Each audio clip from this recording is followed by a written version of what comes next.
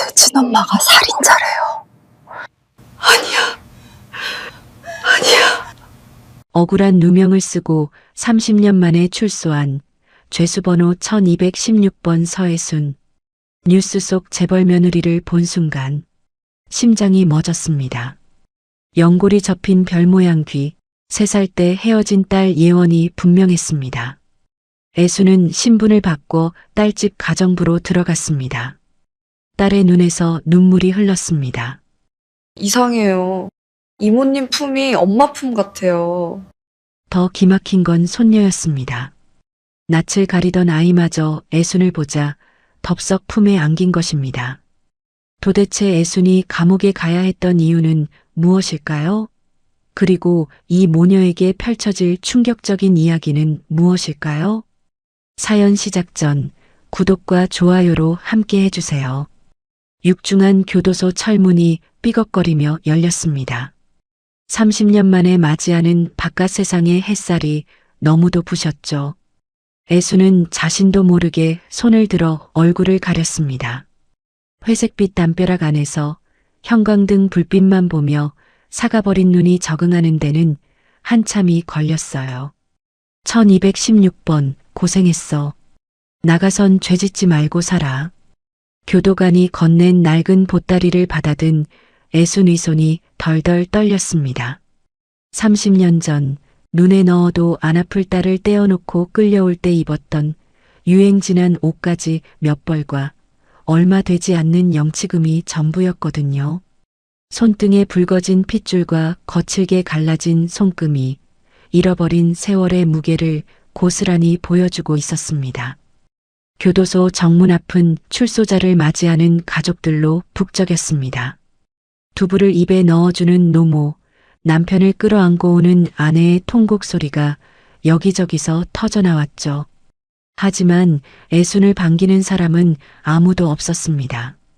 애순은 한참 동안 그 자리에 서서 사람들이 하나둘 흩어지는 모습을 멍하니 바라보았어요. 발걸음이 떨어지지 않았습니다. 갈 곳도 기다리는 사람도 없었으니까요. 결국 애수는 스스로 편의점에 들어갔습니다. 냉장고 앞에서 두부 한 모를 꺼내 들었을 때 계산대 직원의 눈빛이 느껴졌어요. 구겨진 옷차림과 헝클어진 머리카락을 훑어보는 시선이었죠. 애수는 고개를 푹 숙인 채 도망치듯 계산을 마치고 밖으로 나왔습니다. 인적 드문 골목길 전봇대 아래 쭈그리고 앉아 비닐도 제대로 뜯지 않은 생두부를 손으로 뚝 떼어 입에 넣었습니다. 목구멍이 꽉 막혀 넘어가지 않았지만 억지로 꾸역꾸역 밀어 넣었어요. 눈물이 두부 위로 뚝뚝 떨어졌지만 닦지 않고 함께 삼켰습니다. 살아야지. 억울해서라도 산다. 애수는 씹던 두부와 함께 울분을 삼켰습니다. 30년 전 그녀에게 내려진 판결은 무기징역이었습니다. 감옥에서 뼈가 사가 죽어나가야 할 운명이었지만 그녀는 도끼를 품고 버텼죠. 딸을 다시 보겠다는 일념 하나로 짐승처럼 일하고 모범수로 30년을 버텨 기적 같은 가석방을 받아낸 것입니다. 내 딸 예원이 다시 보기 전엔 죽어도 눈 못 감지. 저지르지도 않은 죄로 30년을 갇혀 살았습니다. 그 억울함이 오히려 애순에게 살아야 할 이유를 만들어 주었어요. 도끼 어린 눈빛으로 자리에서 일어났습니다. 그날부터 애순은 찜질방을 전전하며 일자리를 찾아 헤맸습니다. 하지만 세상의 벽은 감옥 담벼락보다 높았어요. 신원조회에서 나오는 정가자 딱지가 발목을 잡았습니다. 아줌마, 무기수 출신을 어디다 써? 우린 못 써, 가봐요. 인력사무소 소장은 혀를 차며 애순을 내쫓았습니다. 살인죄라는 빨간 줄, 그것도 무기수였다는 꼬리표는 주홍 글씨처럼 애순의 이마에 박혀 있었죠. 애순은 입술을 깨물며 발길을 돌려야 했습니다. 겨우 구한 일자리는 쥐가 나오는 허름한 식당의 설거지 아르바이트였습니다. 며칠 뒤 산더미 같은 설거지를 하던 중이었어요. 식당 구석 낡은 TV에서 저녁 뉴스가 흘러나왔습니다. 평소에는 신경도 쓰지 않던 소리였는데 앵커의 멘트 한마디가 애순의 고무장갑 낀 손을 멈추게 했습니다. 무심코 고개를 든 애순의 눈이 커졌습니다. 화면 속 단아한 정장을 입은 젊은 여인이 아이들 사이에서 환하게 웃고 있었거든요. 설마. 심장이 쿵쾅거리기 시작했습니다. 여인이 흘러내린 머리카락을 귀 뒤로 넘기는 순간 클로즈업된 화면에 연골이 살짝 접힌 독특한 귀 모양이 잡혔습니다. 별귀. 애수는 비틀거리는 걸음으로 TV 앞으로 다가가 화면을 더듬었습니다. 30년 전 품에 안고 우리 딸 귀는 꼭 별 모양이네라며 입 맞추던 바로 그 귀였어요. 바른미디어 그룹 며느리 정예원, 워킹맘의 모범. 자막을 읽는 애순의 눈에서 뜨거운 눈물이 왈칵 쏟아졌습니다. 예원아, 살아있었구나. 이렇게 훌륭하게 컸구나. 하지만 뉴스 앵커의 다음 말은 애순의 가슴을 후벼 팠죠. 정혜원 씨는 슬아의 3세 딸을 두고 있으며 3세. 자신이 억울하게 잡혀갈 때의 예원의 나이와 똑같았습니다. 3살배기 딸을 보육원에 버리듯 맡기고 쇠고랑을 차던 그날의 기억이 파도처럼 밀려왔어요. 애수는 싱크대를 붙잡고 오열했습니다. 당장이라도 달려가 안아보고 싶었지만 무기수 서애순의 이름으로는 딸의 앞길에 재를 뿌릴 뿐이었으니까요. 먼 발치에서라도 보고 싶어 딸이 산다는 부촌을 찾아갔습니다. 하지만 경비가 삼엄해 접근조차 할 수 없었어요. 그때 관리동 게시판에 붙은 공고가 애순의 눈에 들어왔습니다. 바른미디어 그룹 회장 자택 입주 도우미 구함. 조건. 입 무겁고 아이를 잘 돌보는 사람. 신원 확실한 분. 운명이었습니다. 하지만 신원 확실이라는 4글자가 비수처럼 꽂혔죠. 살인 전과자가 감히 넘볼 수 없는 자리였으니까요. 애수는 절망하며 게시판 앞에 주저앉았습니다. 그때 출소하던 날 교도소 동기였던 신명덕이 귓가에 속삭였던 말이 떠올랐습니다. 언니, 나가서 저엉살길 막막하면 연락해. 내가 세탁 전문인 거 알지? 사람 하나 새로 만드는 건 일도 아니니까. 그때는 쳐다보지도 않았던 쪽지가 지금은 유일한 동아줄이었습니다. 애수는 떨리는 손으로 주머니 깊숙한 곳을 뒤져 꼬깃꼬깃한 쪽지를 꺼냈어요. 여보세요? 명덕아. 나야 애순이. 1시간 뒤 허름한 다방 구석 자리. 명덕은 껌을 질겅질겅 씹으며 애순을 위아래로 훑어봤습니다. 아이고 언니 꼴이 이게 뭐야? 내 그럴 줄 알았어. 빨간 줄 긋고 나오면 세상이 지옥이지? 애수는 명덕의 손을 덥석 잡았습니다. 명덕아, 나 신분증 하나만 구해다오. 깨끗한 걸로. 죽은 사람도 좋고 산 사람도 좋다. 제발 나 좀 도와주라. 명덕의 눈이 반짝였습니다. 그녀는 계산이 빠른 여자였어요. 쥐뿔도 없는 애순이 이렇게 매달릴 땐 뭔가 냄새를 맡은 거였죠. 하지만 지금은 일단 미끼를 던질 때였습니다. 명덕은 가방에서 낡은 주민등록증 하나를 꺼내 테이블 위에 툭 던졌습니다. 자, 김순애. 내가 돈놀이 할 때 관리하던 애인데 빚 독촉 못 이겨서 야반도주했어. 지금 살았는지 죽었는지 아무도 몰라. 가족도 없고. 명덕이 비릿하게 웃으며 덧붙였습니다. 정과는 깨끗해. 빚쟁이라 신용불량인 게 흠이지만 고맙다. 고맙다 명덕아. 내가 이 은혜 꼭 갚을게. 애수는 그게 악마와의 계약인 줄도 모르고 주민등록증을 보물단지처럼 품에 안았습니다. 그래, 난 이제 서애순이 아니다. 김순애다. 이튿날 애수는 시장에서 산 흰 블라우스와 검은 바지를 정갈하게 차려입었습니다. 찜질방 거울 앞에서 몇 번이고 옷매무새를 다듬었죠. 초라해 보이지 않으려 입술을 꽉 깨물었습니다. 드디어 딸이 있는 저택 앞. 으리으리한 대문이 위압적으로 애순을 내려다보고 있었습니다. 애순은 심장이 터질 것 같은 긴장감을 누르며 초인종을 눌렀습니다. 누구십니까? 인터폰 너머로 들려오는 집사의 차분한 목소리. 가정부 면접 보러 왔습니다.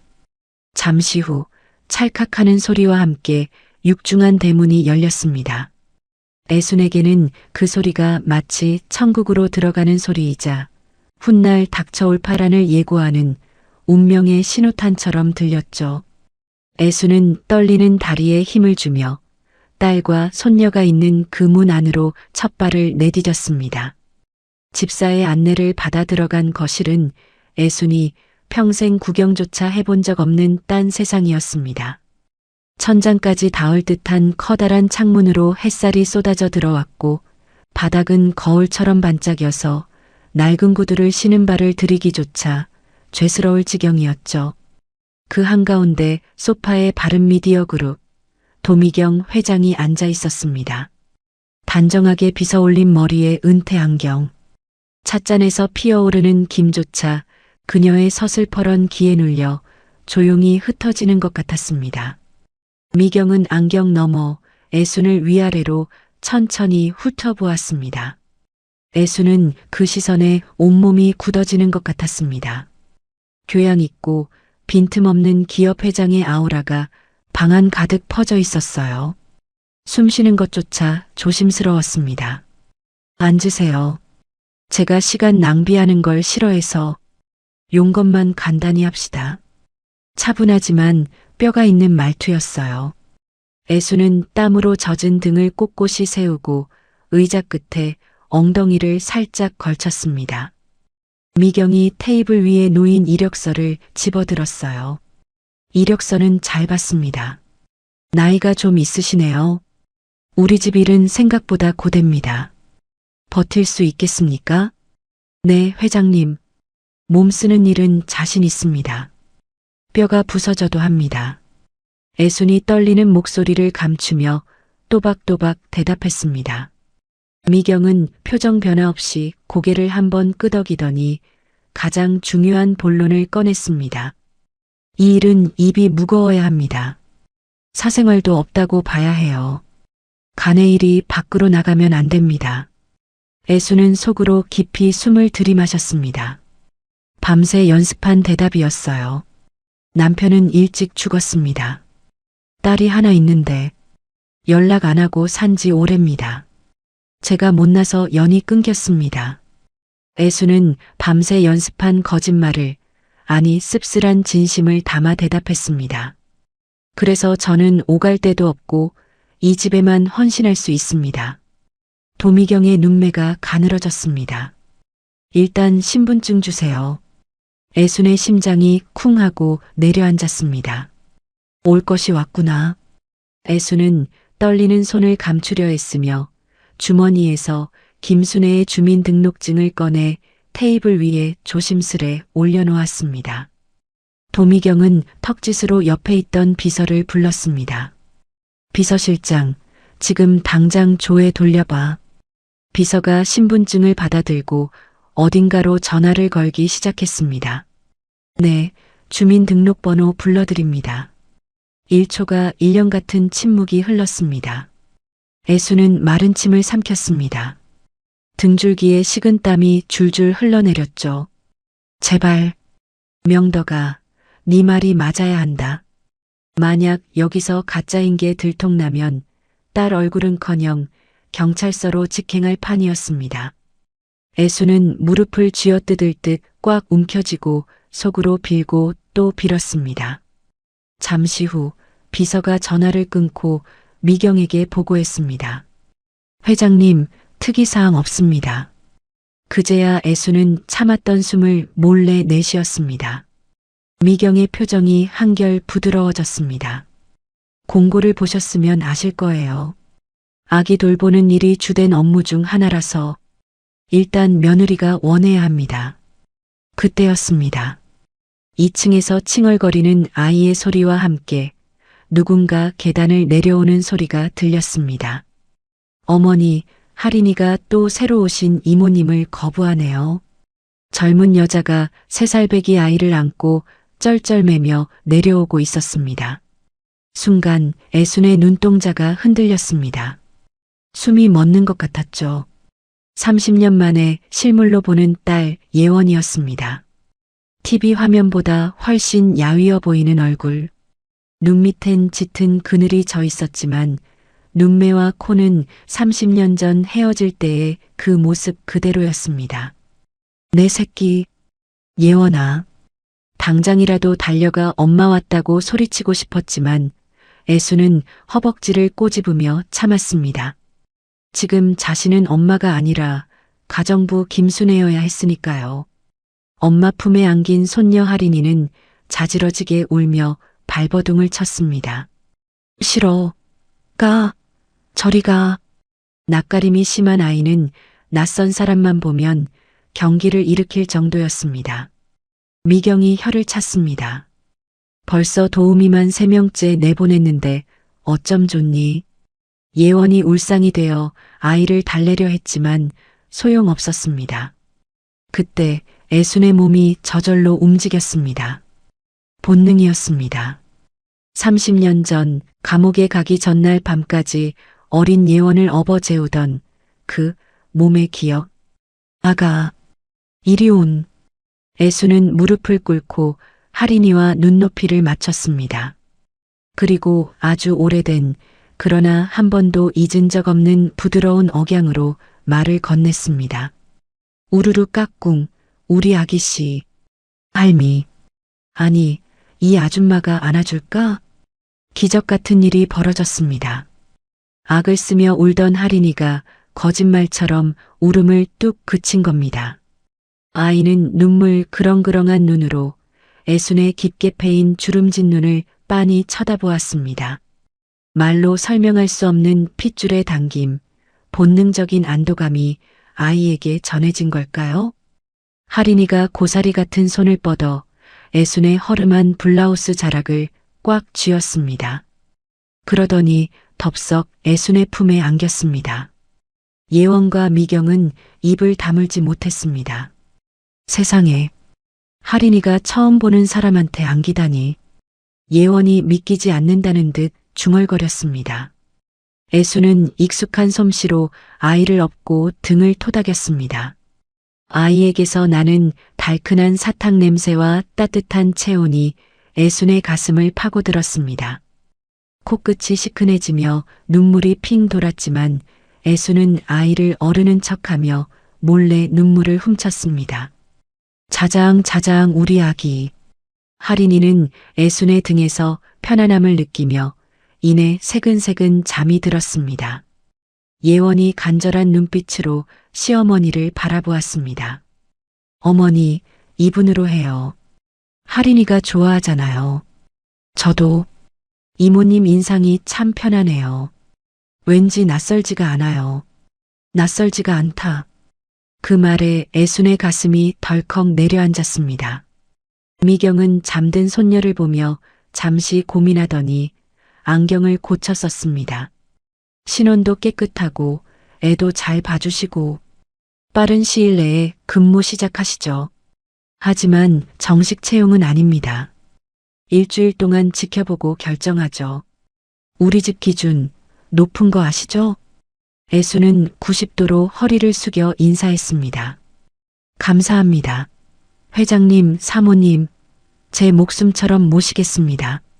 잘 부탁드려요, 이모님. 그 미소에 애순의 심장이 녹아내리는 것 같았어요. 30년 전 보육원 앞에서 헤어지던 날 봤던 그 어린 얼굴이 이렇게 곱게 자라서 웃고 있었습니다. 그렇게 죄인 서애수는 딸의 집 문턱을 넘었습니다. 배정받은 방은 부엌 옆에 딸린 작은 쪽방이었습니다. 침대 하나 겨우 들어가는 좁은 방이었지만 애순에게는 궁궐보다 더 귀했습니다. 짐을 풀던 애순은 벽에 가만히 손바닥을 대어 보았습니다. 이 얇은 벽 하나를 사이에 두고 평생을 그리워하던 딸과 손녀가 숨쉬고 있었습니다. 벽을 타고 전해오는 온기에 애수는 입을 틀어막고 소리 없는 오열을 토해냈습니다. 하지만 애수는 알지 못했습니다. 이 꿈만 같은 행복 뒤에 그녀의 숨통을 조여올 악연의 그림자가 서서히 다가오고 있다는 것을. 대저택의 아침은 전쟁이었습니다. 입주 첫날부터 애수는 그 사실을 뼈저리게 깨달았어요. 냄비 뚜껑 부딪히는 소리, 칼질 소리, 주방장의 날선 지시 소리가 뒤섞여 정신이 없었어요. 식탁 위에는 인류 호텔 뷔페가 부럽지 않은 진수성찬이 차려져 있었습니다. 주방장이 새벽부터 정성껏 끓인 전복죽에선 고소한 김이 모락모락 피어올랐고 그 옆엔 싱싱한 유기농 샐러드와 갓 짜낸 과일 주스가 영롱한 빛깔을 뽐내고 있었죠. 어른이 보기엔 군침이 도는 상차림이었습니다. 하지만 3살 할인이는 거들떠보지도 않았습니다. 싫어. 안 먹어. 아이는 숟가락을 밀어내더니 의자에서 쪼르르 내려와 식탁 밑으로 쏙 숨어버렸어요. 값비싼 수입산 테이블보 밑으로 꼼지락거리는 작은 발만 보일 뿐이었습니다. 출근 준비로 바쁜 예원의 속은 타들어갔습니다. 블라우스 단추를 채우다 말고 식탁 밑을 들여다보며 애원하듯 말했죠. 할인아, 한 입만 먹자. 응? 엄마 늦었어. 제발. 하지만 아이는 고개를 세차게 저었습니다. 예원의 이마에 땀이 송글송글 맺혔어요. 시계를 보니 임원회의 시간이 코앞이었습니다. 발을 동동 굴러도 소용이 없었죠. 식탁 맞은편 미경은 신문을 펼친 채 우아하게 커피를 홀짝였습니다. 안경 너머로 며느리와 손녀를 한번 흘끗 보더니 담담하게 말했습니다. 억지로 먹이지 마라. 배고프면 다 먹게 돼 있어. 냉정한 말투였습니다. 하지만 예원의 속은 새카맣게 타들어갔죠. 아이가 제대로 먹지 않으니 하루 종일 신경이 쓰여서 일에 집중할 수가 없었습니다. 그때 부엌 입구에서 눈치를 살피던 애순이 조심스럽게 입을 열었습니다. 사모님, 제가 한번 해봐도 되겠습니까? 예원과 미경의 시선이 동시에 애순에게 꽂혔습니다. 뭘 해보겠다는 거예요? 미경이 안경 너머로 날카롭게 물었습니다. 아기밥 말입니다. 제가 간단히 옛날 방식으로 만들어봐도 될까요? 예원이 고개를 끄덕였습니다. 지푸라기라도 잡는 심정이었으니까요. 허락이 떨어지자 애수는 부엌으로 들어갔습니다. 번쩍이는 최신식 오븐이며 낯선 조리 도구들은 거들떠보지도 않았어요. 그녀가 찾는 건 화려한 요리가 아니었으니까요. 애수는 냉장고 깊숙한 곳을 뒤졌습니다. 그리고 구석에 방치된 묵은지 한 덩어리를 찾아냈죠. 아마 찌개용으로 남겨둔 것 같았습니다. 그 옆에서 눅눅해진 김 한 봉지와 참기름 병도 꺼냈습니다. 누가 봐도 초라한 재료들이었죠. 하지만 애순의 손이 닿자 마법이 시작되었습니다. 30년 전 가난했던 단칸방 시절 어린 예원에게 자주 해주던 방식 그대로였어요. 묵은지를 물에 씻어 군내와 매운기를 쏙 빼고 도마 위에서 잘게 다졌습니다. 톡톡톡 경쾌한 칼질 소리가 부엌에 울려 퍼졌죠. 갓 지은 따끈한 밥에 참기름을 한 바퀴 휘두르자 고소한 냄새가 진동을 했습니다. 소금을 한 꼬집 넣어 간을 맞추고 다진 묵은지와 바삭하게 부순 김가루를 넣어 조물조물 뭉쳤어요. 애순의 투박한 손 안에서 동글동글한 주먹밥이 만들어졌습니다. 모양은 울퉁불퉁하고 볼품없었죠. 애순은 속으로 웃으며 중얼거렸어요. 그래, 이게 바로 우리 예원이가 제일 좋아하던 못난이 주먹밥이지. 애순은 접시를 들고 식탁으로 갔습니다. 그리고 무릎을 꿇고 식탁볼을 들쳤어요. 어둠 속에서 할인이의 호기심 어린 눈이 반짝였습니다. 아기씨, 이것 좀 보세요. 애순이 주먹밥을 아이 코앞에 들이밀었습니다. 이게 요술공이에요. 먹으면 힘이 불끈 솟는 요술공. 할인이가 킁킁거리며 냄새를 맡았습니다. 고소한 참기름 냄새가 아이의 식욕을 자극했나 봅니다. 애순이 주먹밥 하나를 아이 입에 쏙 넣어 주었어요. 오물오물 씹던 할인이의 눈이 동그랗게 커졌습니다. 맛있다. 맛있다는 감탄사가 터져 나왔습니다. 할인이는 제 발로 기어 나와 의자에 앉더니 입을 쩍 벌렸습니다. 마치 어미새를 기다리는 아기새 같았죠. 애순이 하나씩 넣어주는 족족 할인이는 볼이 미어지라 받아먹었습니다. 순식간에 접시가 깨끗하게 비워졌어요. 예원은 안도의 한숨을 내쉬었습니다. 세상에 전복죽은 쳐다도 안 보더니. 호기심이 생긴 예원이 접시에 남은 마지막 주먹밥 하나를 집어 입에 넣었습니다. 순간 예원의 동작이 멈췄습니다. 입안에 퍼지는 짭조름하고 고소한 맛. 씻은 묵은지의 아삭한 식감과 참기름 향이 혀를 감쌌습니다. 그런데 이상했습니다. 단순히 맛있다가 아니라 가슴 저릿한 무언가가 느껴졌으니까요. 아주 오래전 기억도 나지 않는 아득한 시절. 안개처럼 흐릿하지만 너무나 따뜻했던 누군가의 품, 어떤 밥상의 기억이 혀끝을 타고 올라왔습니다. 목구멍이 뜨거워졌습니다. 이거. 예원의 눈시울이 붉어졌습니다. 왜 그런지 자신도 알 수 없었어요. 그저 이유 모를 눈물이 툭 떨어질 것만 같았습니다. 애수는 긴장한 채 물었습니다. 입에 안 맞으십니까, 사모님? 예원은 고개를 세차게 저었습니다. 아니요. 너무 맛있어서요. 목소리가 파르르 떨렸습니다. 이상해요, 이모님. 저는 고아라 엄마 밥을 먹어본 적이 없거든요. 보육원에서 아무리 배불리 먹어도 늘 헛배부른 것처럼 허전했는데 예원이 주먹밥을 꿀꺽 삼키며 말을 이었습니다. 이 밥알은 뱃속 빈 곳을 꽉 채워주는 느낌이에요. 마치 엄마 품처럼요. 그 말을 듣는 순간 애순의 심장이 쿵 내려앉았습니다. 가슴이 미어지는 것 같았죠. 내 딸 예원이가 그동안 얼마나 외로웠을까, 얼마나 엄마 밥이 그리웠을까. 하지만 애수는 울음을 꾹 삼키며 애써 웃어 보였습니다. 옛날 할머니들이 다 이렇게 해주지요. 입에 맞으시다니 다행입니다. 그때 할인이가 빈 접시를 흔들며 소리쳤습니다. 이모 할머니 최고. 고사리 같은 손으로 엄지를 치켜 세우는 손녀의 재롱에 애수는 그제야 마음 놓고 활짝 웃었습니다. 할인이 입가에 묻은 밥풀을 보고 애수는 무심결에 손을 뻗어 떼어내 자기 입으로 가져갔습니다. 30년 전 예원이 흘린 밥풀을 주워 먹던 습관이 그대로 나온 것이었죠. 아니, 뭐 하는 거예요? 미경이 눈살을 찌푸리며 소리쳤습니다. 비위생적이게 남의 입에 묻은 걸 왜 먹어요? 애수는 화들짝 놀라 허리를 굽혔습니다. 죄송합니다, 회장님.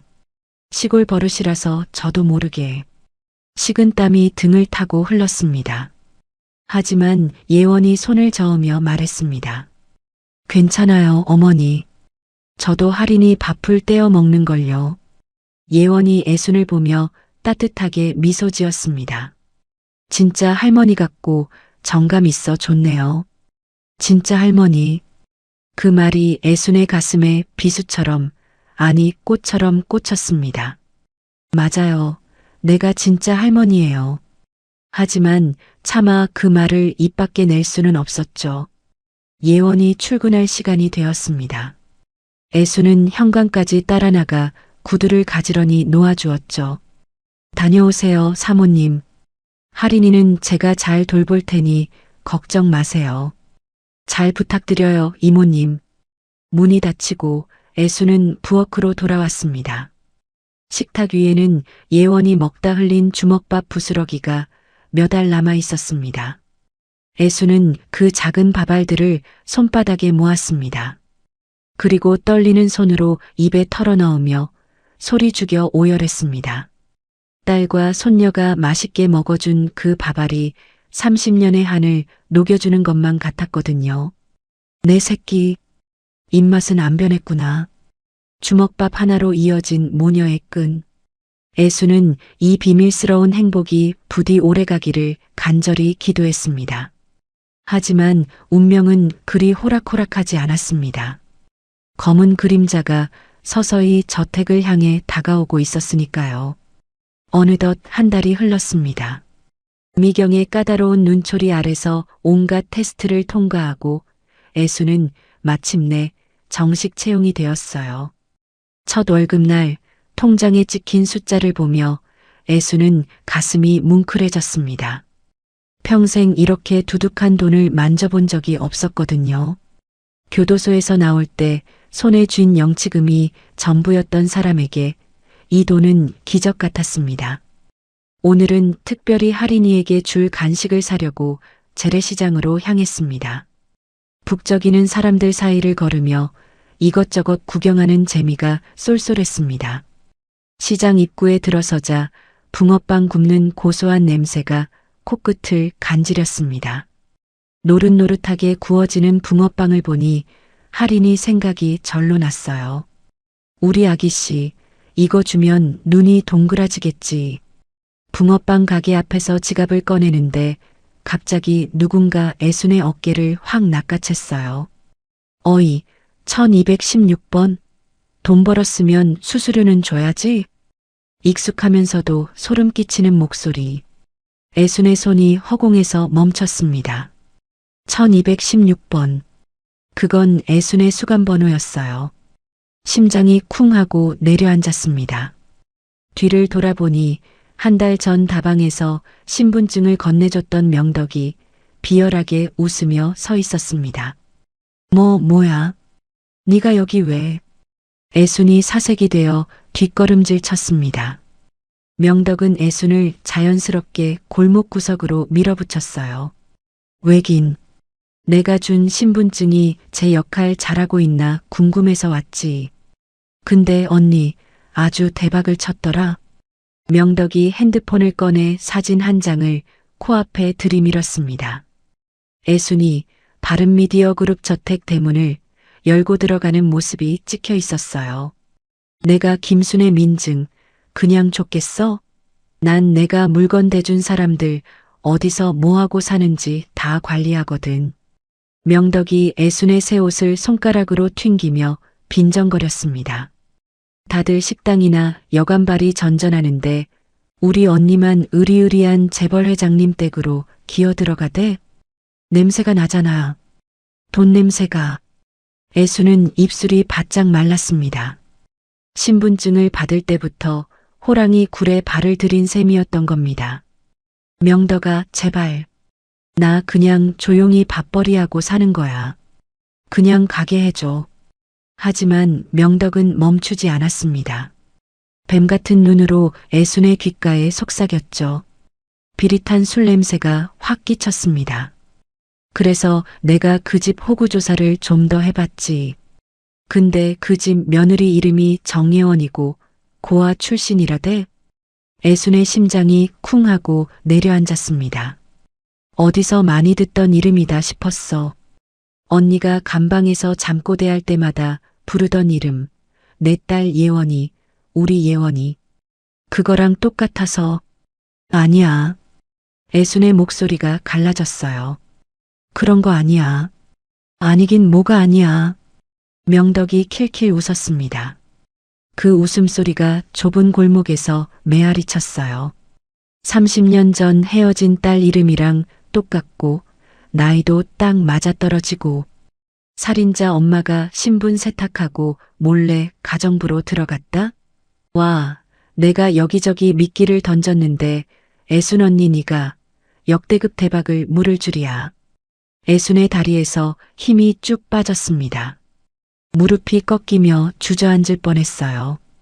축축한 골목벽에 손을 짚어 간신히 몸을 지탱했습니다. 이야, 그 집 시어머니 도미경 회장. 뉴스 보면 깐깐하기로 유명하잖아. 명덕이 손가락으로 애순의 턱을 들어 올렸습니다. 이거 알면 네 딸 바로 이혼당하고 쫓겨나겠는데? 살인자 딸을 누가 며느리로 데리고 살아? 손녀 얼굴은 다시 볼 수 있겠냐? 애수는 무릎을 꿇고 명덕의 바짓가랑이를 두 손으로 움켜쥐었습니다. 시장 바닥에 체면이고 뭐고 없었습니다. 안 돼. 제발. 목소리가 찢어질 듯 갈라졌습니다. 우리 딸은 아무 죄 없어. 내가 다 잘못했어. 제발. 그럼 입막음비를 내야지. 세상에 공짜가 어딨어? 명덕이 차갑게 내려다보며 손을 내밀었습니다. 일단 500만 원 가져와. 성의가 어디까지인지 확인해 볼게. 애순의 눈앞이 캄캄해졌습니다. 첫 월급을 받긴 했지만 500만 원은 턱없이 부족했으니까요. 지금은 없어. 오늘 첫 월급 받았는데. 웃기지 마. 명덕이 애순의 어깨를 툭 쳤습니다. 내일까지 안 가져오면 네 딸 회사 찾아가서 살인자 딸이라고 시위할 거야. 언론사 며느리니까 기자들도 바글바글 하겠지? 결국 애수는 은행으로 달려가 방금 찾은 월급은 물론 비상금으로 챙겨둔 돈까지 전부 긁어모아 명덕에게 건넸습니다. 200만 원 남짓한 돈이었습니다. 봉투를 받아든 명덕은 돈을 세어보더니 혀를 찼습니다. 일단 이자 받은 걸로 칠게. 나머지는 다음 달에 받으러 온다. 도망칠 생각 마. 네 딸 인생 조지는 거 한순간이야. 그 말이 저주처럼 귓가에 맴돌았습니다. 돈을 뜯기고 빈털터리가 되어 집으로 돌아온 애순. 넋이 나간 표정으로 마당에서 빗자루질을 했습니다. 손에 힘이 없어서 빗자루가 자꾸만 미끄러졌죠. 이모님? 퇴근하던 예원이 그런 애순을 발견했습니다. 어디 편찮으세요? 안색이 흑빛이에요. 애순은 화들짝 놀라 황급히 빗자루질을 했습니다. 아닙니다. 속이 좀 얹힌 것 같아서요. 괜찮습니다. 예원은 부엌으로 들어가다가 식탁 위에 놓인 애순의 지갑을 보았어요. 지갑이 열린 채 덩그러니 놓여 있었습니다. 안을 들여다보니 1,000원짜리 한 장 없이 텅 비어 있었어요. 이모님, 혹시 급한 일 있으세요? 예원이 걱정스러운 눈빛으로 물었습니다. 월급 받으신 지 얼마 안 됐는데. 애수는 화들짝 놀라 달려와 지갑을 숨겼어요. 딸에게 협박당하고 있다는 사실을 들킬 순 없었으니까요. 아, 그게 고향에 빚이 좀 있어서 갚느라. 신경 쓰지 마세요. 예원은 안타까운 마음이 들었습니다. 저렇게 착한 분이 빚에 시달리다니. 할인이를 친손녀처럼 돌봐주시는 분인데 다음 월급 때 내가 몰래 좀 보태드려야겠다. 예원은 마음속으로 다짐했지만 애순에게 닥친 빚은 돈으로 해결될 성질의 것이 아니었습니다. 그날 밤 애순은 잠든 예원의 방 문 밖에서 서성였습니다. 복도의 희미한 불빛 아래 그림자가 길게 늘어졌죠. 내가 떠나야 하나. 하지만 명덕이 그년이 내가 떠나더라도 여기 찾아와서 딸을 괴롭히면 어쩌지. 떠나도 문제, 머물러도 문제였습니다. 이러지도 저러지도 못하는 신세가 원망스러웠습니다. 30년 전 그 억울한 누명만 없었어도 이렇게 숨어 살지 않아도 됐을 텐데. 애순의 밤이 깊어갔어요. 창밖에서는 겨울바람이 창문을 덜컹덜컹 흔들었습니다. 마치 명덕이 문을 두드리는 것처럼 느껴져서 애수는 움찔움찔 놀랐어요. 한편 명덕은 허름한 술집에서 받은 돈으로 술을 퍼마시고 있었습니다. 500만 원은 껌값이지. 재벌가인데 억 단위는 뜯어야지. 명덕의 눈이 탐욕으로 번들거렸습니다. 애순아, 넌 내 평생의 로또다. 죽기 전까지 못 벗어나. 그 시각 애수는 악몽 속을 헤매고 있었습니다. 꿈속에서 딸 예원이 손가락질하며 소리쳤어요. 살인자, 당신이 내 엄마라고. 끔찍해, 꺼져. 애수는 비명을 지르며 깨어났습니다. 등에 식은땀이 흥건했죠. 창밖은 아직 어두웠고 새벽바람이 창문을 덜컹거리게 흔들었습니다. 애수는 알지 못했습니다. 명덕의 탐욕이 이제 막 시작되었다는 것을. 그 그림자가 서서히 하지만 확실하게 이 평화로운 집을 향해 다가오고 있다는 것을요. 며칠 뒤 예원은 늦은 밤에야 겨우 귀가했습니다. 회사 일에 시댁 행사까지 겹쳐서 온종일 정신없이 뛰어다녔거든요. 현관문을 열고 들어서는 발걸음이 천근만근이었습니다. 하이힐을 벗으니 발 뒤꿈치가 벌겋게 부어올라 있었죠. 오늘따라 유독 마음이 무거웠습니다. 낮에 있었던 시어머니 지인 오찬 모임에서 들은 뒷말 때문이었어요. 예원이 화장실 문을 열고 나오려는데 세면대 앞에서 귀부인들이 소곤거리는 소리가 들렸던 겁니다. 그래도 도 회장님은 대단하셔. 며느리가 근본이 없는데도 참고 사시니. 그러게. 고아 출신이라며 어디서 굴러온지도 모르는 애를 며느리로 들이다니. 경준 씨는 어디서 그런 여자를 만났대? 좋은 집안 교수가 줄을 섰는데. 쉬쉬, 목소리 낮춰요. 어디서 들으면 어쩌려고. 예원은 화장실 문고리를 잡은 채 얼어붙었습니다.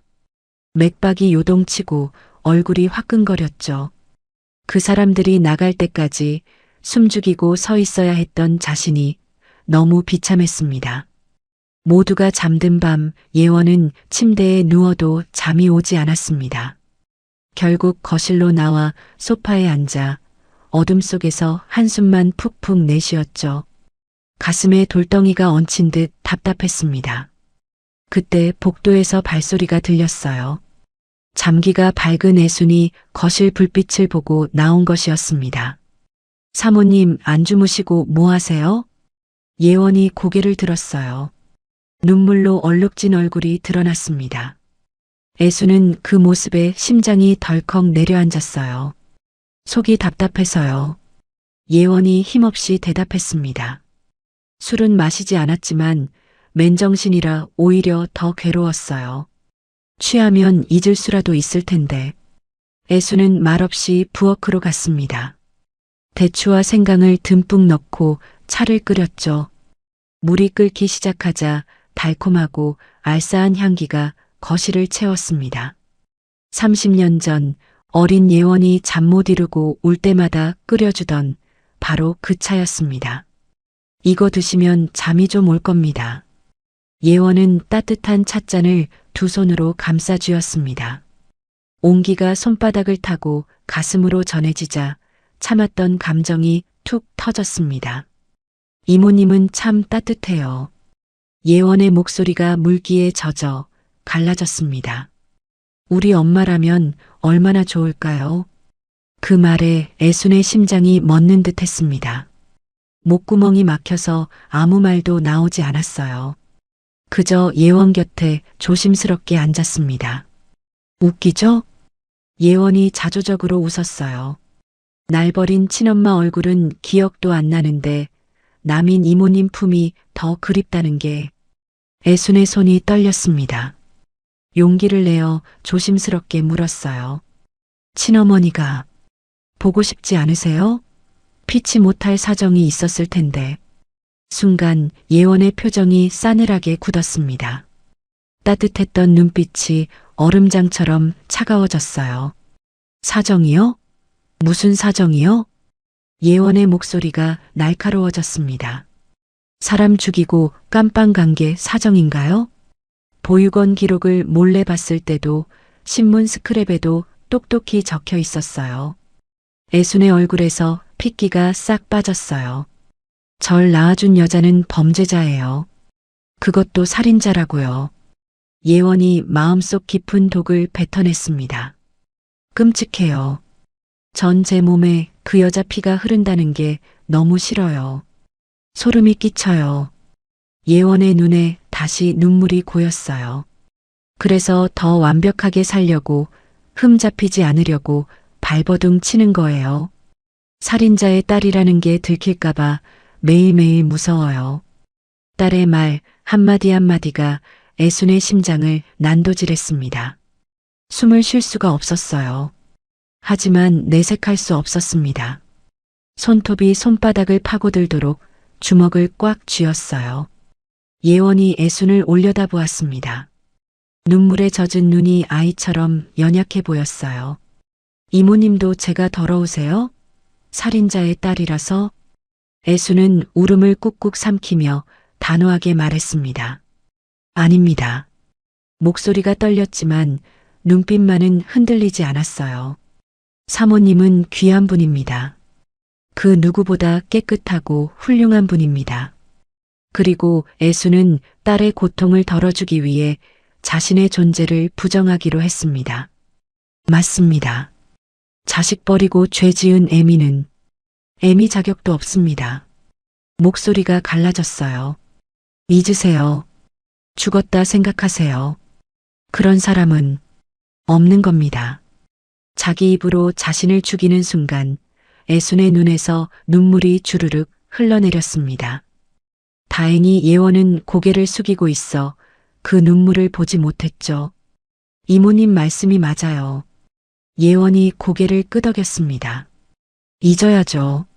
없는 사람이라고 생각해야죠. 따뜻한 차와 애순의 위로 덕분이었을까요?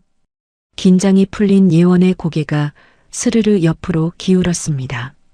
이모님, 옆에 계셔주세요. 예원이 잠꼬대처럼 중얼거리더니 소파에 기댄 채 깊은 잠에 빠졌습니다. 잠든 얼굴은 영락없이 3살 때의 그 모습이었습니다. 잠든 딸을 보며 애수는 입을 틀어막고 오열했습니다. 소리가 새어나갈까봐 입술을 깨물었죠. 미안하다. 미안하다 예원아. 소리 없는 통곡이 가슴을 쳤습니다. 못난 애미가 죄인이다. 네가 나 때문에 이렇게 아파하는구나. 딸이 자신을 끔찍하다고 소름 끼친다고 했습니다.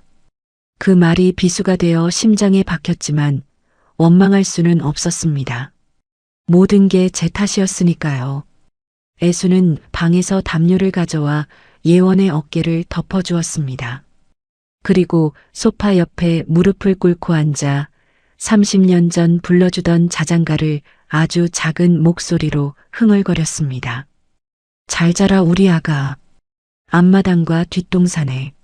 잠결에 그 소리를 들은 예원은 꿈속에서 따뜻한 빛에 감싸이는 느낌을 받았습니다. 어디선가 맡아본 포근한 냄새, 그리운 엄마 냄새였습니다. 다음 날 아침 예원은 소파에서 개운하게 깨어났습니다. 창문으로 햇살이 쏟아져 들어왔죠. 식탁으로 가니 따끈한 북엇국이 차려져 있었습니다. 회장님은 조찬 모임 가셨습니다. 식사 드세요. 애순이 밥그릇을 놓으며 말했습니다. 이모님, 어제는 제가 하소연이 길었죠. 예원이 쑥스러운 듯 웃었습니다. 덕분에 푹 잤어요. 꿈도 좋은 꿈 꿨어요. 누군가 자장가를 불러주는 꿈이었는데 너무 따뜻했어요. 애순의 손이 미세하게 떨렸습니다. 퉁퉁 부은 눈을 들키지 않으려 고개를 푹 숙였죠. 아닙니다. 어서 드세요. 입에 맞으실지 모르겠습니다. 예원은 국을 한술 뜨다가 애순의 부은 눈을 발견했습니다. 밤새 운 것이 분명했죠. 예원은 애순이 자신의 아픈 사연에 공감해 같이 울어준 것이라 생각했습니다. 세상에 이렇게 따뜻한 분이 있다니. 예원은 가슴 한구석이 뭉클해졌습니다. 하지만 예원은 꿈에도 몰랐습니다. 애순이 흘린 그 눈물이 단순한 위로가 아니라 30년의 세월을 건너온 피 맺힌 참회였다는 것을. 신명덕의 탐욕은 밑 빠진 독이었습니다. 애순이 피 같은 월급과 비상금을 털어 200만 원을 건넨 지 한 달도 채 되지 않아 다시 연락이 왔으니까요. 애수는 떨리는 손으로 전화를 받았습니다. 지난번에 준 200은 이자였다고 했지? 그새 원금이 좀 불었는데. 명덕이 전화기 너머로 비릿하게 웃었습니다. 이번엔 5천만 원 가져와. 재벌집 가정부인데 그 정도는 회장님 금고 털어서라도 구할 수 있잖아. 애순의 손이 부르르 떨렸습니다. 5천만 원이라니. 평생을 모아도 만질 수 없는 돈이었습니다. 애순은 이를 악물었습니다. 돈 없다. 죽이려면 죽여라. 단호하게 말하고 전화를 끊었습니다. 손이 덜덜 떨렸지만 이대로 평생 갈취당할 수는 없었으니까요. 하지만 그건 오산이었습니다. 며칠 후 평화롭던 오후에 초인종이 울렸습니다. 애순이 인터폰 화면을 확인하는 순간 심장이 멎는 것 같았습니다. 화면 속에 명덕이 비죽 웃으며 서 있었기 때문이죠. 손에는 큼지막한 화장품 가방을 들고 있었습니다. 안녕하세요. 방문 판매원이에요. 사모님 계세요? 애수는 기겁하며 맨발로 뛰쳐나갔습니다. 현관에 놓인 신발을 신을 겨를도 없었죠. 정원을 가로질러 대문 앞으로 미친 듯이 달려갔습니다. 발바닥에 자갈이 박혔지만 아픈 줄도 몰랐습니다. 대문 밖에 명덕이 서 있었습니다. 화장품 가방을 든 꼴이 가관이었지만 눈빛만은 독사처럼 음흉했습니다. 애수는 온몸으로 대문을 막아섰습니다. 들어가게 해줘. 사모님한테 좋은 화장품 팔러 왔다니까? 미쳤어? 당장 꺼져. 애순이 이를 악물고 밀어냈습니다. 안 가면 경찰 부를 거야. 경찰? 명덕이 코웃음을 쳤습니다. 그리고 목소리를 높여 소리를 질렀습니다. 부를 수 있으면 불러봐. 네 전과 기록 다 까발려 줄 테니까. 살인자 서애순이 신분 세탁하고 재벌집에 숨어 있다고 동네방네 떠들어줘. 고래고래 지르는 소리에 애순의 얼굴이 사색이 되었습니다. 주변에 누가 들을까봐 등골이 서늘해졌죠. 그때였습니다. 검은 세단 한 대가 대문 앞에 멈춰 섰습니다. 퇴근하던 예원이었습니다. 예원이 차에서 내리며 두 사람을 의아하게 바라보았죠. 이모님? 무슨 일이세요? 맨발로. 애순의 심장이 쿵 내려앉았습니다. 명덕이 예원을 보더니 기다렸다는 듯 비릿한 미소를 지었습니다. 아이고 사모님, 안녕하세요. 명덕이 능글맞게 다가갔습니다. 제가 이 아줌마랑 아주 깊은 사이인데요. 옛날부터 알고 지낸 채무 관계랄까요? 애수는 사색이 되어 명덕의 입을 막으려 했습니다. 아닙니다, 사모님. 예전 빚쟁이입니다. 목소리가 처절하게 떨렸습니다. 제가 갚을 돈이 좀 남아서 저 때문에 오해하신 겁니다. 피곤하실 텐데 얼른 들어가세요. 예원의 머릿속에 지난번 텅 빈 지갑이 떠올랐습니다. 고향에 빚이 있다던 말도 생각났죠. 예원은 애순이 악질 사채업자에게 시달리고 있다고 확신했습니다. 얼마나 힘들면 맨발로 뛰어나오셨을까. 예원은 핸드백에서 두툼한 봉투 하나를 꺼냈습니다. 오늘 은행에서 찾아온 남편 몰래 모아둔 비상금이었습니다. 애순이 월급날마다 빈손이 되는 게 안타까워 준비해둔 돈이었죠. 얼마면 되나요? 예원이 차갑게 물으며 봉투를 내밀었습니다. 눈빛이 싸늘하게 빛났습니다. 이거 받고 다시는 이모님 괴롭히지 마세요. 두 번 말 안 합니다. 애순이 기겁하며 예원의 팔을 잡았습니다. 안 됩니다, 사모님. 제발 이 돈 주지 마세요. 하지만 명덕이 더 빨랐습니다. 냉큼 봉투를 낚아채 속을 확인했죠. 현금 뭉치를 본 명덕의 입이 귀까지 찢어졌습니다. 역시 사모님이 통이 크시네. 예원이 냉정하게 말했습니다. 가세요. 한 번만 더 얼씬거리면 주거침입과 협박으로 고소합니다. 명덕은 봉투를 품에 넣으며 유유히 돌아섰습니다. 승리자의 미소를 짓고 있었죠. 그리고 몇 걸음 가다가 멈춰서더니 예원을 향해 의미심장한 말을 툭 던졌습니다. 역시 엄마 생각해주는 건 딸뿐이네. 피는 물보다 진하다더니. 안 그래요, 사모님? 그 한마디가 예원의 귀에 천둥처럼 꽂혔습니다. 발걸음이 멈췄어요. 엄마, 피? 무슨 소리지? 명덕이 골목 끝으로 사라졌습니다. 예원은 천천히 애순을 돌아보았어요. 가슴속에서 의구심이 싹트기 시작했습니다.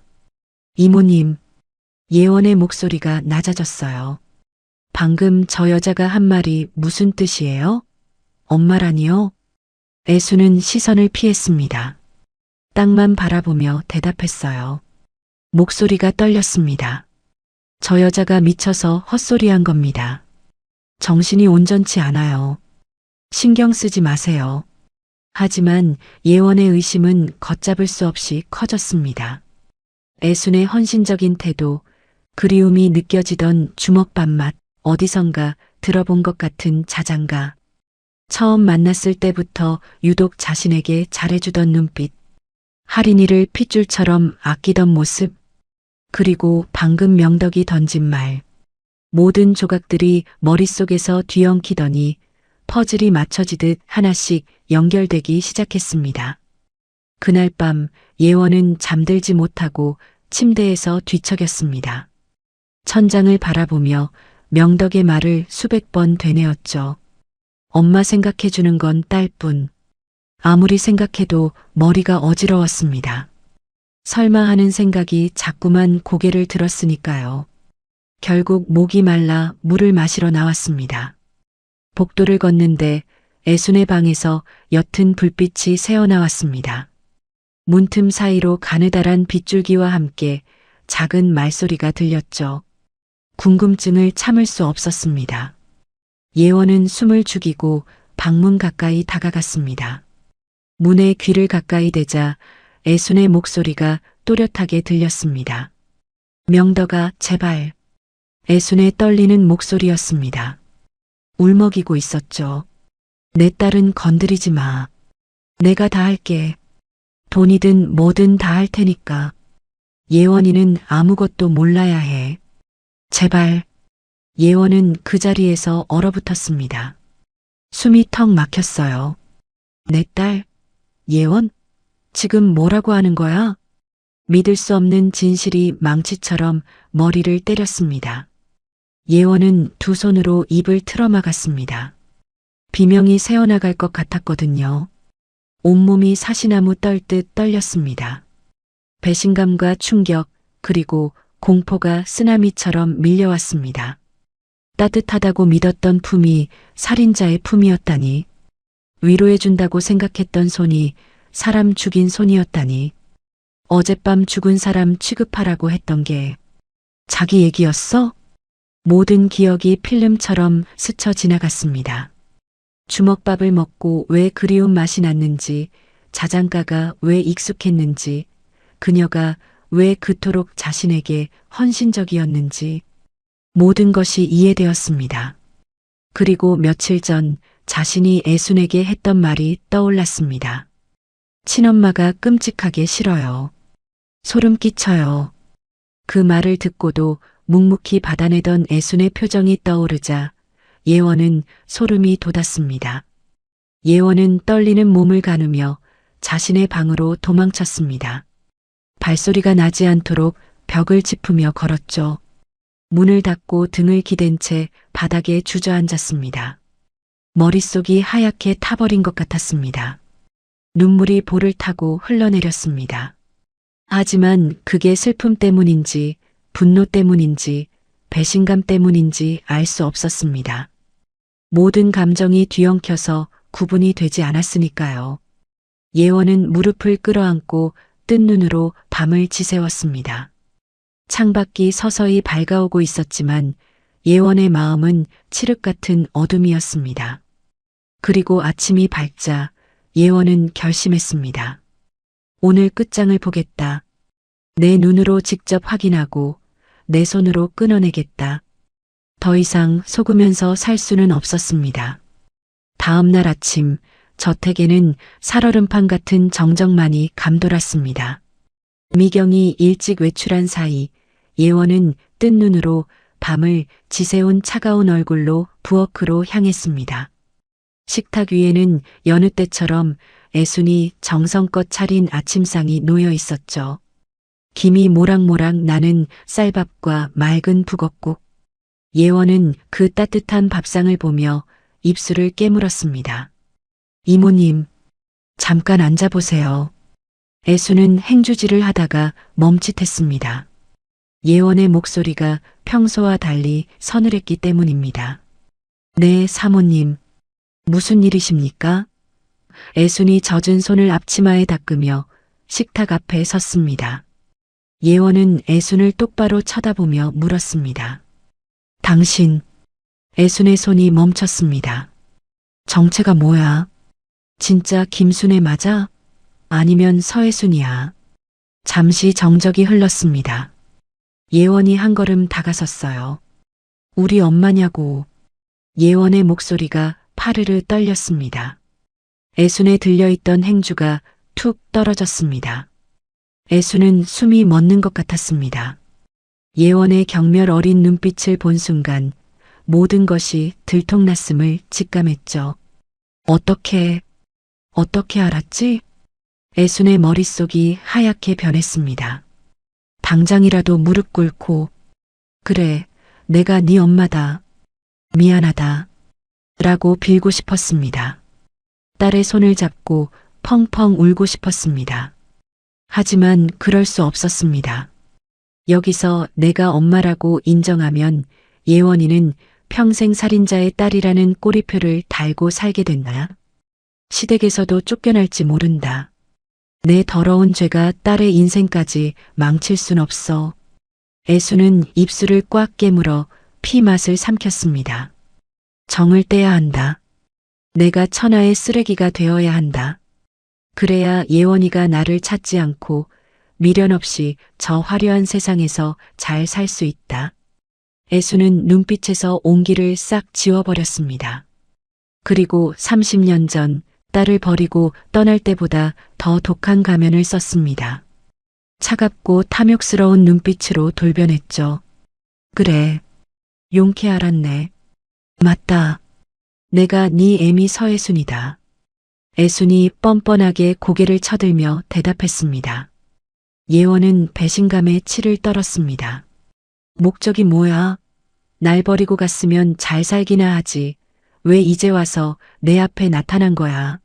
돈 때문이야? 그래서 들어온 거야? 애수는 제 가슴을 칼로 난도질하는 심정으로 입을 열었어요. 그래. 30년 깜빵 살고 나오니 갈 데도 없고 딸이 재벌가 며느리 됐다길래 덕 좀 보고 팔자 좀 고치려고 왔다. 왜 억울하냐? 안 그래도 네가 눈치가 빨라서 한미천 크게 챙겨서 뜨려고 했는데 아쉽게 됐네. 모진 거짓말이 입술을 떠났어요. 한마디 할 때마다 심장이 찢어지는 것 같았습니다. 예원은 비명을 지르듯 소리쳤습니다. 나가. 당장 나가. 당신 같은 엄마 둔 적 없어. 내 눈앞에서 사라져. 다시는 할인이 근처에도 얼씬거리지 마. 안 그래도 갈 거다. 더러워서 간다. 다신 안 온다. 애수는 쏘아붙이고는 뒤도 안 돌아보고 자신의 방으로 뛰어들어갔습니다. 방문을 닫자마자 애수는 다리가 풀려 주저앉았습니다. 입을 틀어막고 소리 없는 오열을 토해냈죠. 미안하다 예원아. 나를 증오해라. 그리고 잊어라. 제발 행복해라. 지체할 시간이 없었습니다. 도미경 회장이 오기 전에 사라져야 했습니다. 애수는 미친 사람처럼 짐을 쌌습니다. 손이 덜덜 떨려 옷이 자꾸 바닥으로 떨어졌죠. 옷장에 있던 화려한 도우미 유니폼은 벗어두고 30년 전 출소할 때 입고 나왔던 그 낡은 옷을 꺼내 입었습니다. 빨리 가야 해. 내가 사라져야 우리 딸이 살아. 내가 없어야 예원이가 행복해. 애수는 숨조차 제대로 쉬지 못하고 허둥지둥 가방 하나만 달랑 맨 채 방을 나섰습니다. 거실에 있던 할인이가 짐을 든 애순을 보고 아장아장 달려왔습니다.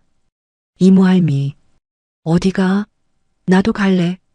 애순의 눈이 흔들렸어요. 당장이라도 손녀를 꼭 안아주고 싶었습니다. 이 작고 따뜻한 아이를, 분냄새가 나던 이 아이를, 처음 만난 날 자신의 품에 덥석 안겼던 이 아이를. 하지만 예원이 서슬퍼런 눈으로 보고 있었습니다. 여기서 무너지면 모든 게 수포로 돌아갑니다. 애수는 눈을 질끈 감고 한 걸음 물러나며 손을 뿌리쳤습니다. 저리 가. 할머니, 이제 가야 해. 할인이가 당황한 표정으로 울음을 터뜨렸습니다. 예원이 비명을 지르며 달려와 아이를 감싸 안았죠. 미쳤어. 애한테 무슨 짓이야. 애수는 그 틈을 타 도망치듯 현관문을 열고 나갔습니다. 뒤도 돌아보지 않고 대문을 향해 전력 질주했죠. 밖에는 때마침 억수 같은 장대비가 쏟아지고 있었습니다. 하늘도 모녀의 비극을 슬퍼하는 듯 했습니다. 애수는 우산도 없이 비를 맞으며 저택을 빠져나갔습니다. 다신 오지 마. 그땐 진짜 가만 안 둬. 예원이 현관까지 쫓아나와 울부짖었습니다. 애수는 빗물인지 눈물인지 모를 것으로 범벅이 된 채 딸의 저주를 들으며 빗속의 어둠으로 사라졌습니다. 쾅! 대문이 닫히고 애순의 모습은 완전히 보이지 않게 되었습니다. 폭우 소리만이 남겨진 저택을 때렸습니다. 예원은 닫힌 대문을 노려보며 거친 숨을 몰아쉬었죠. 분노와 배신감에 몸을 떨던 예원은 집 안으로 들어와 문을 걸어 잠갔습니다. 이제 끝이야. 다 끝났어. 저런 여자는 엄마도 아니야. 스스로에게 말했습니다. 하지만 마음이 개운하지 않았어요. 텅 빈 거실에 앉았습니다. 창밖으로 빗줄기가 쏟아지는 게 보였어요. 그런데 이상하게도 방금 전 장면이 자꾸 머릿속에 떠올랐습니다. 애순이 할인이를 밀칠 때 그 손이 미세하게 떨리고 있었어요. 눈을 질끈 감은 얼굴, 이를 악문 입술, 그리고 돌아서던 순간 어깨가 미세하게 들썩이던 모습, 뭔가 이상했습니다. 뭔가 맞지 않았어요. 하지만 예원은 고개를 세차게 저었습니다. 속지 말자. 저 여자는 살인자야. 30년 동안 날 버려두고 이제 와서 돈 때문에 나타난 거야. 저 눈물도 다 연기일 거야. 그렇게 스스로를 다독였지만 뭔가 개운치 않은 뒷맛이 남았어요. 가슴 한구석이 싸늘하게 비어있는 느낌이었습니다. 창밖의 빗줄기는 점점 더 거세졌고 예원은 그 소리를 들으며 한동안 창밖만 바라보았습니다. 애순이 폭풍처럼 떠나버린 뒤 예원은 홀린 듯 그녀가 머물던 좁은 방으로 향했습니다. 발걸음이 저절로 움직였어요. 왜 그 방으로 가는지 자신도 알 수 없었어요. 비는 여전히 억수같이 쏟아지고 있었죠. 창문에 빗방울이 부딪히는 소리가 유난히 날카롭게 들렸습니다. 방문을 열자 아직 애순의 냄새와 파스 냄새가 섞인 묘한 향기가 남아 있었어요. 허리 아플 때 붙이던 파스 냄새. 그 냄새마저 지워버리겠다는 듯 예원은 거칠게 옷장 문을 열었습니다. 텅 빈 옷장이었어요. 옷걸이는 다 비어 있었습니다. 그런데 옷장 깊숙한 안쪽 어둠 속에 낡은 천으로 꽁꽁 싸맨 보따리 하나가 덩그러니 놓여 있었어요. 돈이라도 숨겨놨나 보지. 예원은 비아냥거리는 마음으로 보따리를 꺼내 거칠게 매듭을 풀었습니다. 하지만 보따리가 풀리자 쏟아져 나온 건 돈다발이 아니었습니다. 누렇게 바랜 종이 뭉치, 낡은 수첩들, 그리고 꼬질꼬질하게 달아빠진 아기 베넷 저고리 한 벌이 와르르 쏟아졌습니다. 예원은 떨리는 손으로 가장 위에 있는 편지 하나를 집어들었습니다. 수신, 사랑하는 딸 예원이에게. 발신, 청주여자교도소 1216번 서혜순. 빨간 반송 도장이 찍혀 있었습니다. 수백 통의 편지가 전부 그랬죠. 단 한 통도 전달되지 못한 채 돌아온 편지들이 30년의 세월만큼 쌓여 있었습니다. 떨리는 손으로 편지를 펼쳤습니다. 구겨지고 빛바랜 종이 위에 삐뚤빼뚤한 글씨가 눈물 자국과 함께 빼곡했습니다. 예원아, 밥은 먹었니? 오늘은 네 생일이구나. 미역국은 먹었니? 엄마는 오늘도 네 생각만 해. 보고 싶다, 내 새끼. 엄마가 이렇게 됐지만 넌 잘 살아야 해. 꼭 행복해야 해. 예원의 손이 사시나무 떨듯 떨리기 시작했습니다. 바닥에 흩어진 종이들 중 탄원 서사본이 눈에 들어왔습니다. 존경하는 판사님, 제 딸을 지키려다 그랬습니다. 제가 죽인 것도 아닙니다. 그 남자가 3살 된 제 딸을 해치려 했습니다. 저는 엄마로서 딸을 지켜야 했습니다. 제발 재수사해 주십시오. 30년 내내 꾹꾹 눌러 쓴 억울함의 기록들이었습니다. 한 장, 2장, 셀 수도 없이 많은 탄원서가 있었지만 세상은 그녀의 목소리를 들어주지 않았던 겁니다. 예원은 숨이 턱 막혔습니다. 마지막으로 손때 묻은 낡은 육아수첩을 펼쳤습니다. 우리 예원이 첫일난 날, 예원이가 처음으로 엄마라고 부른 날, 세상에서 제일 예쁜 내 보물. 수첩의 마지막 페이지에는 최근에 적힌 일기가 있었습니다. 물기에 번진 잉크 자국이 선명했죠. 예원이가 나보고 엄마 같다고 했다. 죽어도 여한이 없다. 나는 죄인이니 언젠가는 떠나야겠지. 더 이상 짐이 될 순 없어. 미안하다. 사랑한다, 예원아. 예원은 가슴을 치며 바닥에 쓰러졌습니다. 돈 때문에 온 게 아니었어. 목소리가 갈라져 비명이 되었습니다. 바보같이 혼자서 내가 엄마를 내쫓았어. 나를 지키려고 감옥에 간 엄마를. 내가. 예원은 보따리를 품에 안은 채 미친 사람처럼 뛰쳐나갔습니다. 현관에서 신발도 제대로 신지 못하고 맨발로 차에 시동을 걸었죠. 찾아야 해, 가서 빌어야 해.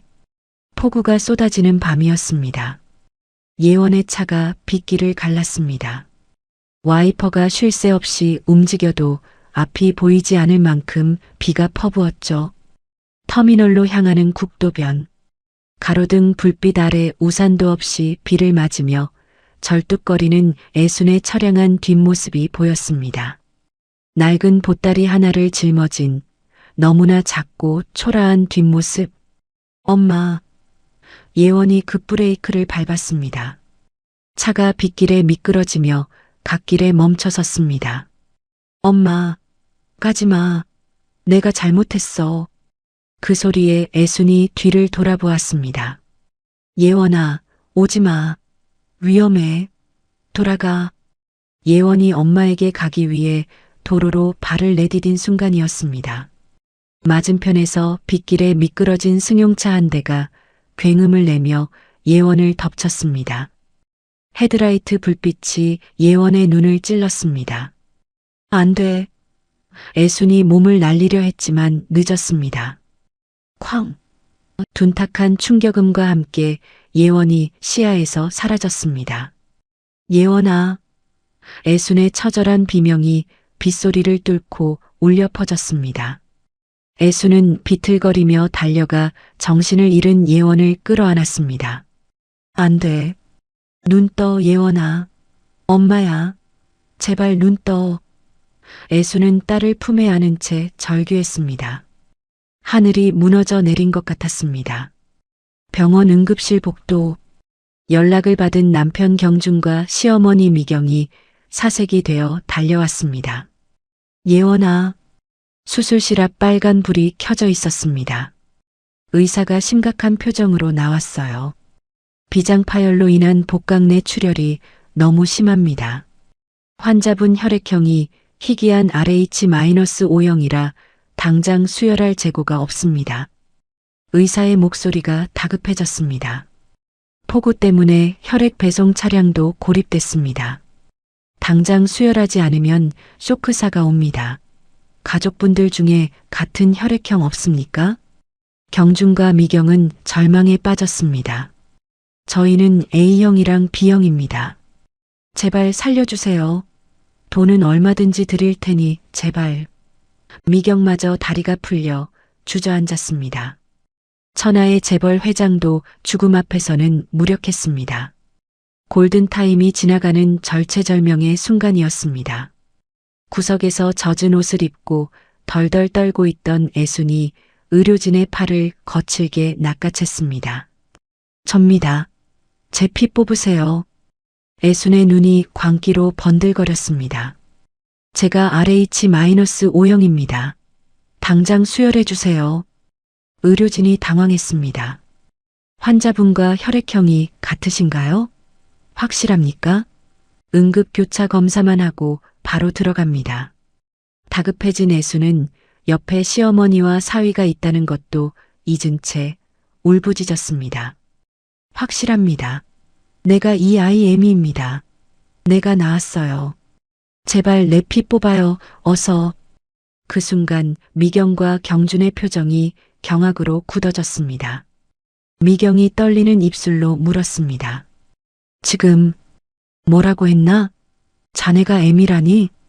우리 세아가 엄마란 말인가? 설명할 시간조차 없었습니다. 애수는 간호사에게 끌려가 체열 침대에 누웠습니다. 간호사가 굵은 바늘을 애순의 앙상한 팔에 꽂았습니다. 제 피 다 가져가도 좋아요. 제발 내 딸만 살려주세요. 애순의 목소리가 갈라졌습니다. 붉은 피가 팩에 빠르게 채워졌고 간호사들은 그걸 들고 수술실로 뛰어들어갔습니다. 딸이 더럽다고 끔찍하다고 거부했던 그 피가 이제 딸의 유일한 생명줄이 되어 흘러들어가고 있었습니다. 피를 너무 많이 뽑아 얼굴이 백지장처럼 하얗게 질린 애수는 정신을 잃어가면서도 수술실 쪽만 바라보며 중얼거렸습니다. 예원아, 살아라. 제발 살아라. 미경은 유리창 너머로 그 처절한 광경을 목격하며 입을 다물지 못했습니다. 고아라던 며느리에게 친엄마가 있었어. 그것도 저 입주 도움이었다니. 미경은 큰 충격에 휩싸였지만 동시에 자기 목숨을 내던져 자식을 살리려는 애순의 위대한 모성 앞에 숙연해질 수밖에 없었습니다. 수술실에 불이 꺼질 때까지 애순의 기도는 멈추지 않았습니다. 응급수혈은 기적적으로 성공했습니다. 애순의 피는 튜브를 타고 예원의 몸속으로 들어가 꺼져가는 생명을 붙들었습니다. 수술실에 빨간 불이 꺼지고 의료진이 안도의 한숨을 내쉬었죠. 의사가 애순의 앙상한 팔에서 바늘을 빼고 지혈밴드를 붙였습니다. 한숨 돌리는가 싶던 찰나 간호사가 차트를 들고 애순에게 다가왔습니다. 보호자님, 너무 위급해서 일단 체열부터 했는데 전산 등록하려면 신분증 주셔야 해요. 혈액관리법상 필수입니다. 침대에 힘없이 누워있던 애순의 얼굴이 굳어졌습니다. 머릿속이 하얘졌죠.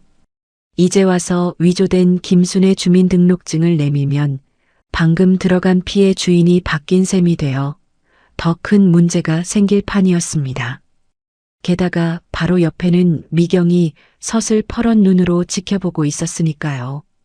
애수는 떨리는 손으로 보따리 틈을 뒤졌습니다. 비닐에 쌓인 종이 한 장을 꺼냈어요. 신분증은 아직 못 만들었고 나라에서 준 게 이것뿐입니다. 간호사가 서류를 받아들고 내용을 확인하다 멈칫했습니다. 눈이 동그래졌죠. 그 틈에 도미경의 시선이 종이에 꽂혔습니다. 상단에 적힌 출소 증명서, 붉은 도장과 함께 박힌 성명, 서애순, 수용기간 30년. 미경은 자신의 눈을 의심했습니다. 3살 손녀를 그렇게 예뻐하던 입주도우미 김순애가 30년 복역한 범죄자 서애순이라니. 비서실장이 경악하며 나서려 하자 도미경이 손을 들어 제지했습니다. 조용히 해. 지금은 예원이 깨어나는 게 먼저다. 입단속 철저히 시켜. 하지만 보는 눈이 너무 많았습니다. 서류를 확인한 간호사들의 수군거림, 응급실을 오가는 직원들의 귀를 통해 소문은 발 빠르게 퍼져나갔습니다. 바른미디어 며느리한테 수혈한 그 아줌마 정가자래. 30년 살았다던데. 친엄마래. 예원과 애수는 몸을 회복하고 퇴원했지만 소문은 이미 증권가 지라시로까지 번졌습니다. 그룹 주가가 출렁였고 인터넷에는 악성 댓글이 넘쳐났습니다. 임원들은 미경에게 그룹 이미지를 위해 며느리를 정리해야 한다며 빗발치게 건의했죠. 예원은 죄인의 심정으로 지냈습니다. 집안에서도 눈치를 보며 숨죽여 다녔고 애수는 도우미 방에 스스로를 가두고 물 한 모금 넘기지 못한 채 알아누웠습니다. 며칠 뒤 미경의 호출이 떨어졌습니다. 예원이 너 몸 좀 괜찮으면 지금 당장 서재로 와라. 예원은 올 것이 왔다고 생각했습니다. 떨리는 손으로 옷매무새를 다듬으며 이혼을 각오했죠. 엄마를 지키려면 내가 나가야 해. 내가 이 집에서 나가면 엄마한테는 더 이상 손뗄 명분이 없어질 거야. 무거운 침묵이 감도는 서재. 미경은 창밖을 등지고 서 있었습니다. 책상 위에는 두툼한 서류 봉투가 놓여 있었죠. 예원은 서류 봉투를 보자마자 이혼 서류라 확신하고 고개를 푹 숙였습니다. 다리가 후들거렸습니다. 죄송합니다, 어머니. 제 출신이. 어머니와 그룹 명예에 먹칠을 했습니다. 목소리가 떨렸습니다. 변명하지 않겠습니다. 제가 나가겠습니다. 대신 저희 어머니는 아무 죄가 없으십니다. 제발 죄를 묻지 말아주세요. 눈물이 뺨을 타고 흘러내렸습니다.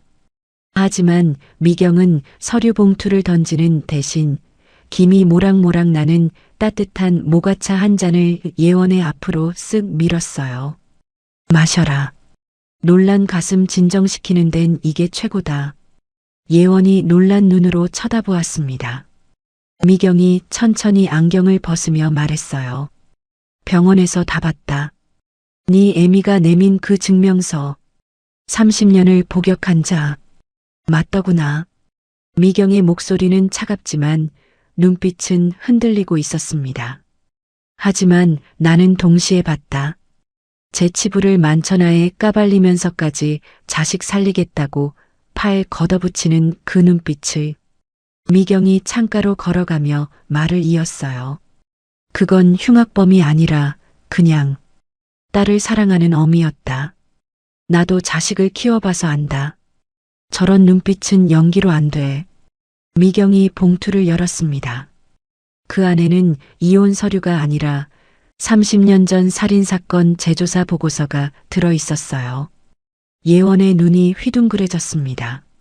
30년 전 사건 기록을 다시 조사해 보라고 지시했다. 우리 그룹 정보력을 총동원했지. 역시나 뭔가 석연치 않더구나. 미경이 예원의 차가운 손을 꽉 잡았어요.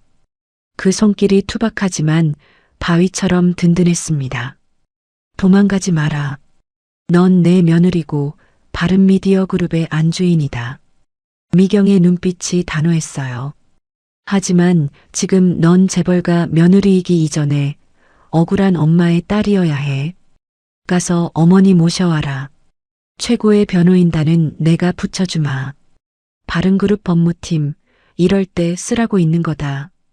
예원은 시어머니의 예상치 못한 지지에 오열했습니다. 어머니, 감사합니다. 정말 감사합니다. 미경의 지시는 신속하고 무자비하게 이행되었습니다. 그녀는 직접 당시 사건을 조작했던 비리 형사를 찾아갔습니다. 은퇴 후 허름한 낚시터를 운영하고 있던 형사는 검은 세단 행렬이 들어서자 사색이 되었습니다. 미경은 현금이 가득 든 가방과 30년 전 비리 장부를 동시에 테이블에 놓았습니다. 선택하세요.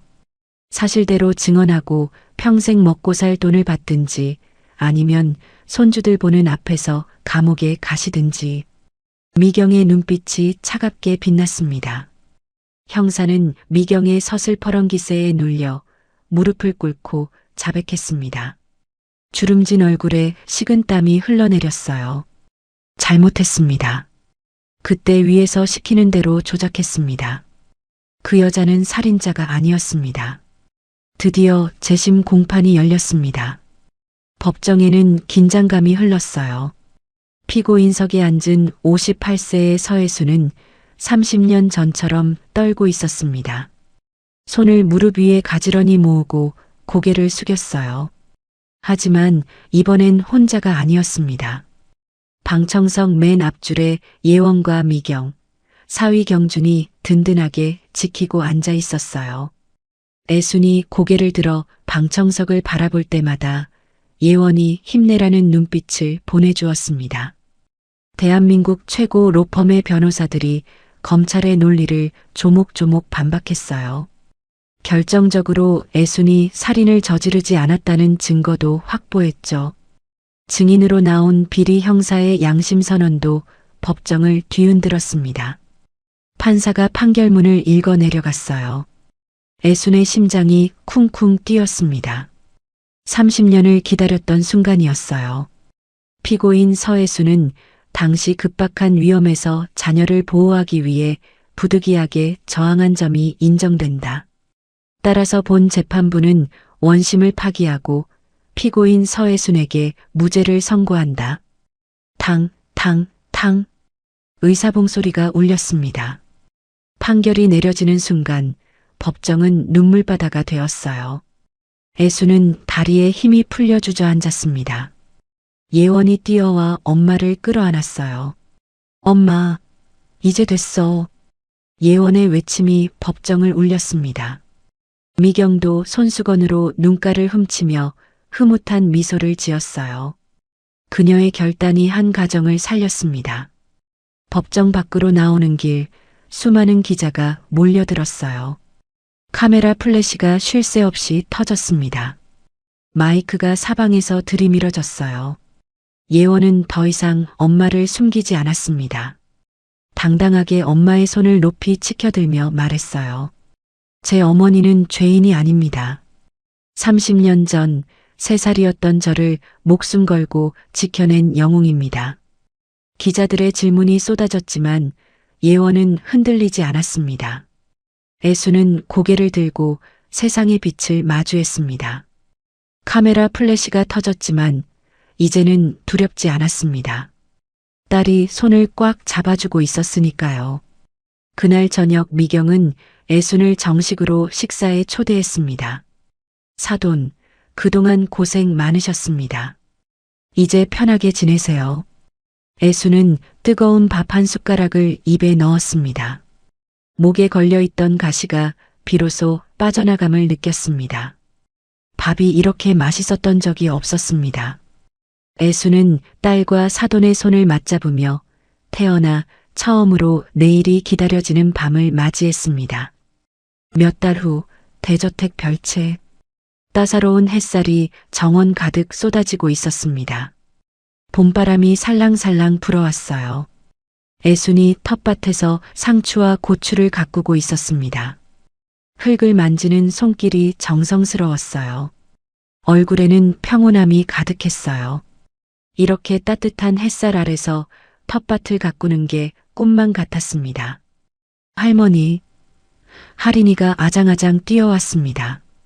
유치원 가방을 맨 채로 애순의 등 뒤에 매달렸죠.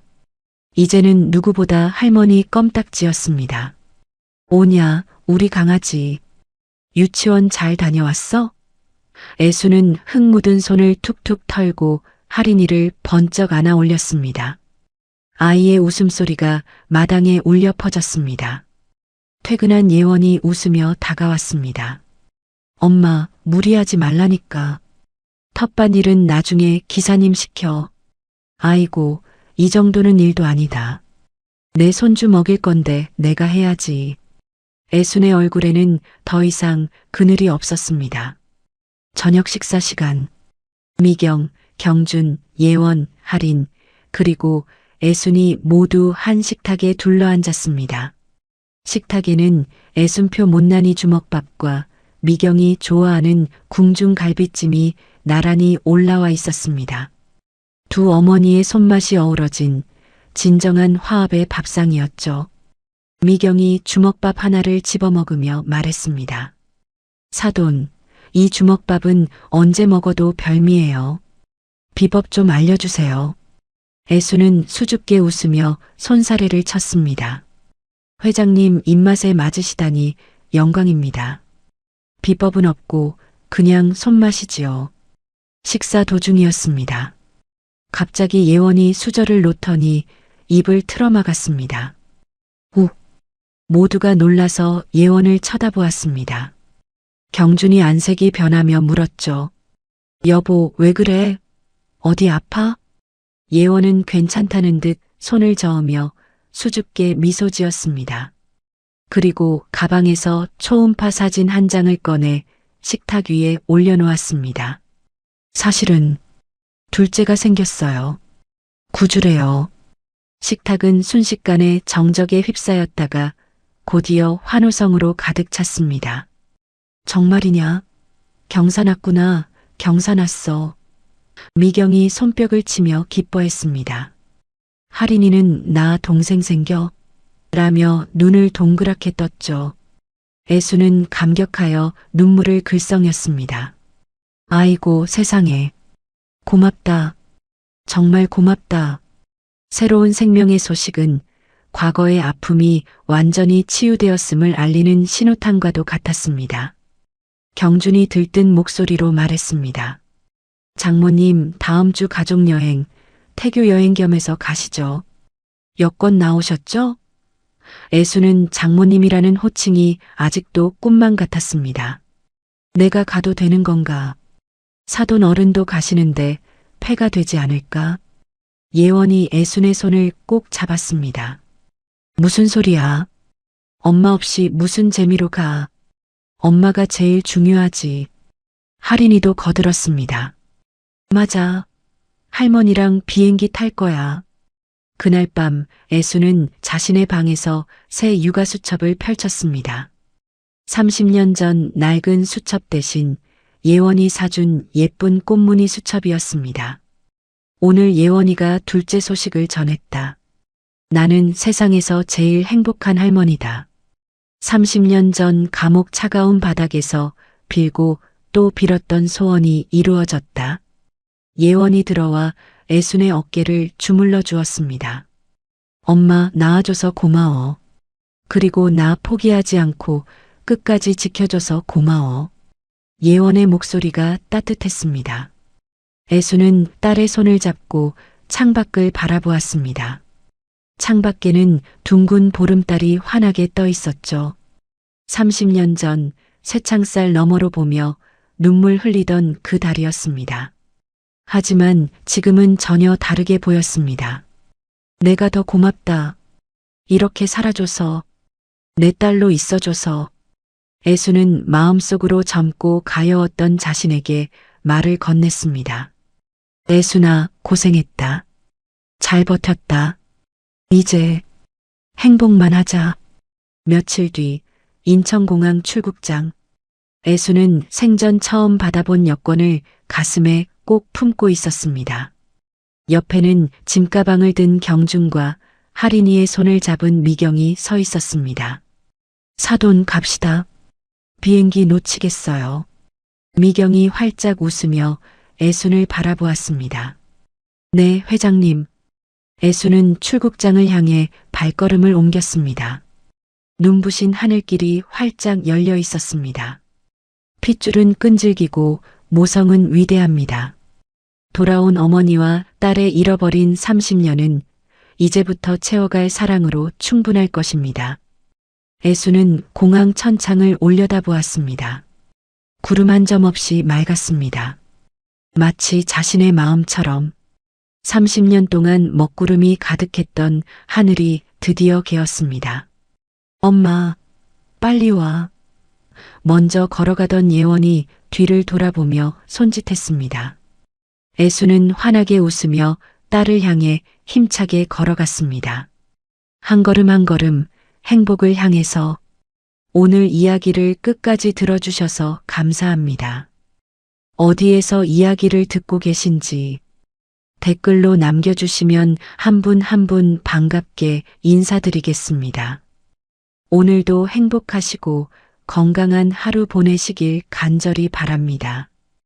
다음 이야기로 찾아뵙겠습니다. 구독, 좋아요 부탁드립니다. 햇살 같은 이야기였습니다.